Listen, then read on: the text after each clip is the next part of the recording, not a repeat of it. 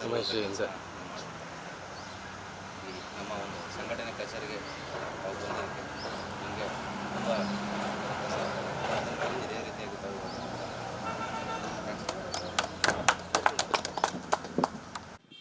ತುಂಬ ಖುಷಿ ಆಯ್ತಾ ಇದೆ. ನಮ್ಮಪ್ಪ ಒಬ್ಬರು ಮಧ್ಯವರ್ಗದ ಜನರಾಗಿದ್ದು ಲಾರಿ ಚಾಲಕರ ಕೆಲಸ ಮಾಡ್ತಾಯಿದ್ರು. ನಮಗೆ ಶಿಕ್ಷಣದಲ್ಲಿ ಯಾವುದೇ ಕೊರತೆ ಇಲ್ಲದೆ ಶಿಕ್ಷಣಕ್ಕೆ ಪ್ರೋತ್ಸಾಹ ನೀಡಿ ಉನ್ನತ ಶಿಕ್ಷಣನ ಕೊಡಿಸಿದ್ದಾರೆ.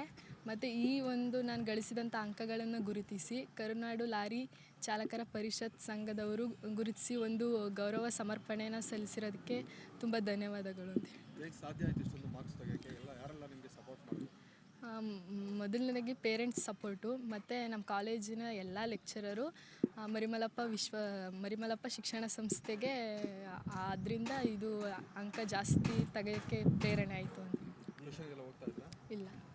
ಇದಕ್ಕೆ ಎಷ್ಟು ಯಾವ ಥರ ಅಭ್ಯಾಸ ಅಂದರೆ ಆವತ್ತಿನ ಮಾಡಿದ ಪಾಠ ದಿನ ಅವತ್ತೇ ಓದಬೇಕು, ಅದರಿಂದ ಸಾಧ್ಯ ಆಯಿತು. ಮುಂದಿನ ಗುರಿ ಏನು ಮಾಡಬೇಕು? ಮುಂದೆ ಡಿಗ್ರಿ ಮುಗಿಸಿ UPSC ಮಾಡಬೇಕು ಅಂತ ಅಂದ್ಕೊಂಡಿದ್ದೆ. ಗೌರವಾಧ್ಯಕ್ಷರಾಗಿ ಕಾರ್ಯನಿರ್ವಹಿಸ್ತಾ ಇರ್ತಾರೆ. ಅವರ ಜ್ಯೇಷ್ಠ ಪುತ್ರಿ ಐಶ್ವರ್ಯರವರು 590 ಅಂಕಗಳನ್ನು ಗಳಿಸಿ ಮೈಸೂರು ಜಿಲ್ಲೆಗೆ ಪ್ರಥಮ ಸ್ಥಾನವನ್ನು ತೆಗೆದುಕೊಂಡಿರ್ತಾರೆ. ಇದು ನಮ್ಮ ಎಲ್ಲ ಚಾಲಕ ಬಳಗಕ್ಕೆ, ನಮ್ಮ ಎಲ್ಲ ಚಾಲಕ ವೃಂದಕ್ಕೆ ಖುಷಿ ಪಡುವಂಥ ವಿಚಾರ. ನಾನು ಈ ಮಾಧ್ಯಮದ ಮುಖಾಂತರ ಹೇಳುವಂಥದ್ದು, ಪ್ರತಿಯೊಬ್ಬ ಚಾಲಕ ಮಿತ್ರರಿರ್ಬೋದು ಅಥವಾ ಮಾಲೀಕ ಮಿತ್ರರಿರ್ಬೋದು, ನಿಮ್ಮ ಮಕ್ಕಳುಗಳನ್ನು ಸರ್ಕಾರಿ ಶಾಲೆಯಲ್ಲೇ ಸಹ ಬೇಕಾದ್ರೆ ಓದಿಸಿ ಅಥವಾ ಖಾಸಗಿ ಶಾಲೆ ಎಲ್ಲಾದರೂ ಸಹ ಓದಿಸಿ, ದಯಮಾಡಿ ವಿದ್ಯಾಭ್ಯಾಸವನ್ನು ಕೊಡಿ. ಒಂದು ಹೊತ್ತು ಊಟ ಕಡಿಮೆ ಆದ್ರೂ ಸಹ ಅವರಿಗೆ ಪರವಾಗಿಲ್ಲ, ಆದರೆ ಶಿಕ್ಷಣವನ್ನು ಮಾತ್ರ ಅವರ ಬಳಿ ಕಿತ್ಕೋಬೇಡಿ. ಈ ವಿಚಾರವನ್ನು ಹೇಳ್ತಾ, ನಮ್ಮ ಸಂಘಟನೆಯ ವತಿಯಿಂದ ಪ್ರತಿ ವರ್ಷ 10ನೇ ತರಗತಿಯವರಿಗೆ ಇದೇ ರೀತಿಯಾಗಿ ಡಿಸ್ಟಿಂಕ್ಷನ್ ತೆಗೆದಂತಹ ಮಕ್ಕಳಿಗೆ ಪ್ರೋತ್ಸಾಹ ಧನವನ್ನು ನೀಡ್ತಾ ಇದ್ದೇವೆ. ಇದೇ ಮೊದಲಿಗೆ ನಮ್ಮ ಸೆಕೆಂಡ್ PUC ದ್ವಿತೀಯ PUCಯಲ್ಲಿ ಮೊದಲನೇ ಸ್ಥಾನ ಪಡೆದಂತಹ ಐಶ್ವರ್ಯರವ್ರಿಗೂ ಸಹ ನಮ್ಮ ಸಂಘಟನೆಯ ಒಂದು ಪದಾಧಿಕಾರಿಗಳು ಮತ್ತು ಸದಸ್ಯರ ವತಿಯಿಂದ ವೈಯಕ್ತಿಕವಾಗಿ ಒಂದಷ್ಟು ಪ್ರೋತ್ಸಾಹ ಧನವನ್ನು ಮತ್ತು ಗೌರವ ಸಮರ್ಪಣೆಯನ್ನು ಮಾಡಿದ್ದೇವೆ. ಚಾಲಕ ಮಿತ್ರರು, ನಿಮ್ಮ ಮಕ್ಕಳಿಗೆ ಒಳ್ಳೆಯ ವಿದ್ಯಾಭ್ಯಾಸವನ್ನು ಕೊಡಿ ಅಂತ ನಾನು ಈ ಮಾಧ್ಯಮದ ಮುಖಾಂತರ ಕೇಳ್ಕೊತಾ ಇದ್ದೀನಿ. Thank you sir.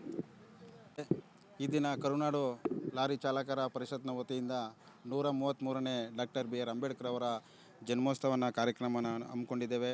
ಮತ್ತು ಎಲ್ಲ ಕರುನಾಡು ಜನತೆಗೆ ಅಂಬೇಡ್ಕರ್ ಜನ್ಮದಿನದ ಶುಭಾಶಯಗಳನ್ನ ತಿಳಿಸುತ್ತಾ, ಈ ದಿನ ನಾವು ಸಂವಿಧಾನ ಶಿಲ್ಪಿ ಡಾಕ್ಟರ್ BR ಅಂಬೇಡ್ಕರ್ ಅವರ ಜನ್ಮದಿನದಂದು ಅವರ ಸಿದ್ಧಾಂತ ಮೊದಲನೇದು ಅತಿ ಒತ್ತು ಕೊಟ್ಟಿರೋದು ಶಿಕ್ಷಣಕ್ಕೆ. ದಯಮಾಡಿ ಯಾರೇ ಮಕ್ಕಳಾಗಿರ್ಬೋದು, ದಯಮಾಡಿ ಅವ್ರಿಗೆ ಹಣ ಆಸ್ತಿ ಸಂಪಾದನೆ ಮಾಡಿ ಅವ್ರಿಗೆ ದುಡ್ಡಿನ ಆಮಿಷಕ್ಕೆ ಬಲಿ ಕೊಡೋದಕ್ಕಿಂತ ಮೊದಲು ದಯಮಾಡಿ ಎಲ್ಲರೂ ಶಿಕ್ಷಣವನ್ನು ಕೊಡಿಸ್ಬೇಕು. ಈ ದಿನ ಎಲ್ಲರ ಮಕ್ಕಳು ಮೊಬೈಲು, ವಾಟ್ಸಪ್ಪು, ಫೇಸ್ಬುಕ್ಕು ಇಂಥ ಒಂದು ವಿಚಾರದಲ್ಲಿ ಮುಳುಗಿಬಿಟ್ಟಿದ್ದಾರೆ. ದಯಮಾಡಿ ಡಾಕ್ಟರ್ BR ಅಂಬೇಡ್ಕರ್ ಅವರು ನಮ್ಮಂಥ ಬಡ ಮಕ್ಕಳಿಗೆ ಒಂದು ಹೆಲ್ಪ್ ಆಗಬೇಕು ಅಂತಲೇ ಜಿಲ್ಲಾ ಮಟ್ಟ, ತಾಲೂಕು ಮಟ್ಟ, ಹೋಬಳಿ ಮಟ್ಟದಲ್ಲಿ ಅಲ್ಲಲ್ಲಿ ಆಯಾ ತಾಲೂಕುಗಳಲ್ಲಿ ಗ್ರಂಥಾಲಯಗಳನ್ನ ಸ್ಥಾಪನೆ ಮಾಡಿದ್ದಾರೆ.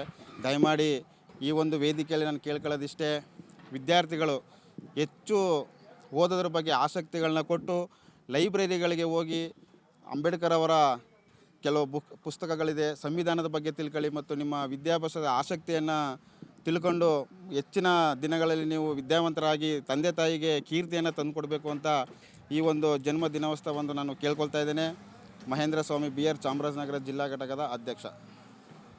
ಕರುನಾಡು ಲಾರಿ ಚಾಲಕರ ಪರಿಷತ್ ಸಂಘಟನೆಯ ಪ್ರಧಾನ ಕಾರ್ಯದರ್ಶಿ ನಾಗಚಂದ್ರ ಮಾತಾಡ್ತಾ ಇದ್ದೀನಿ.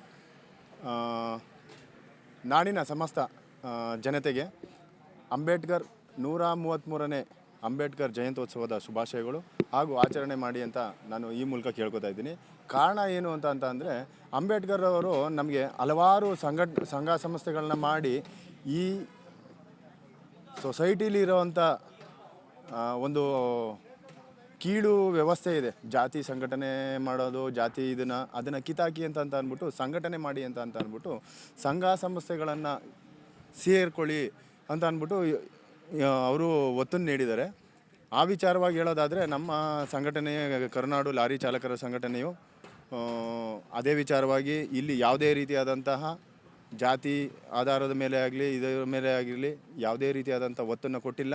ಇಲ್ಲಿ ನಾವೆಲ್ಲರೂ ಒಂದೇ ಅನ್ನೋದನ್ನು ಈ ಮೂಲಕ ಹೇಳ್ತಾ ಇದ್ದೀನಿ. ಹಾಗೂ ಈ ಜಯಂತ್ಯೋತ್ಸವದ ದಿನದ ವಿಶೇಷತೆ ಏನು ಅಂದರೆ ನಮ್ಮ ಸಂಘಟನೆಯ ಅಂದರೆ ಕರುನಾಡು ಲಾರಿ ಚಾಲಕರ ಸಂಘಟನೆಯ ಗೌರವಾಧ್ಯಕ್ಷರು ಅವರು ಸಾಮಾನ್ಯವಾಗಿ ನಮ್ಮಗಳ ರೀತಿಯೇ ಚಾಲಕರಾಗಿರ್ತಾರೆ.